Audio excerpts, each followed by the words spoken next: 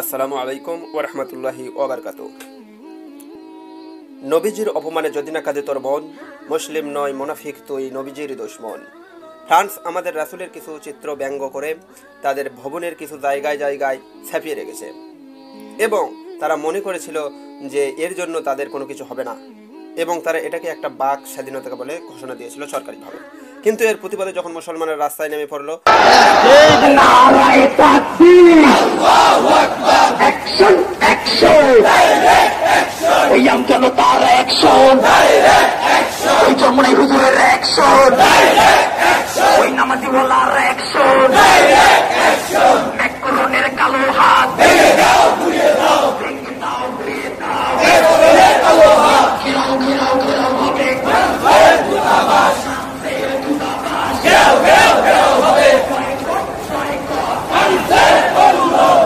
তখন তার মাফ চাওয়ার জন্য বিভিন্ন পদক্ষেপ নেওয়া শুরু করলো।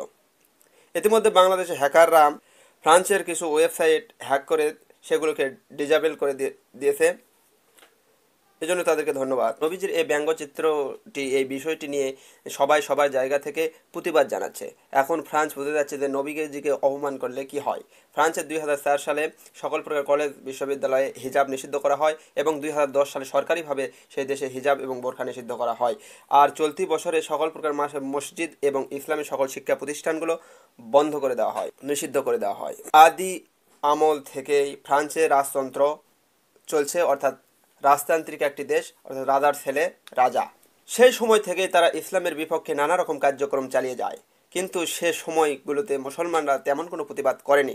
কিন্তু বর্তমানে যখন তারা নবীজিকে নিয়ে ব্যঙ্গ করা শুরু করলো, নবীজির চিত্রকে ব্যঙ্গ করা শুরু করলো, তখন সকল প্রকার মুসলমানগণ যার যার জায়গা থেকে এর প্রতিবাদ করা শুরু করলো।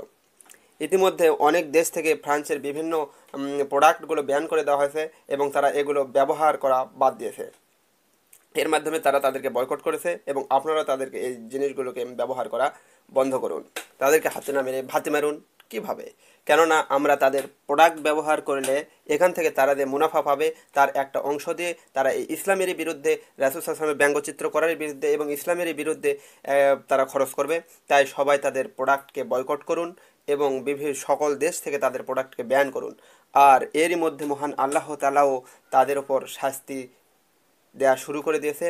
ফ্রান্সের বিভিন্ন জায়গায় অগ্ন্যুৎপাতের সৃষ্টি হচ্ছে এবং বিভিন্ন জায়গায় এই অগ্ন্যুৎপাতের ফলে বিভিন্ন কিছু পুড়ে শেষ হয়ে যাচ্ছে এবং ভস্ম হয়ে যাচ্ছে এবং দমকল বাহিনীরাও এই আগুনকে অনেক চেষ্টা করে নিয়ন্ত্রণে আনতে পারছে না। ধারণা করা হচ্ছে যে এই রাসূল সাল্লাল্লাহু আলাইহি ওয়াসাল্লামের ছবি ব্যঙ্গ করার কারণেই তাদের উপর আল্লাহ তাআলার পক্ষ থেকে এই গজব নেমে আসছে। তো আজকের মতো এ পর্যন্তই। আল্লাহ হাফিজ।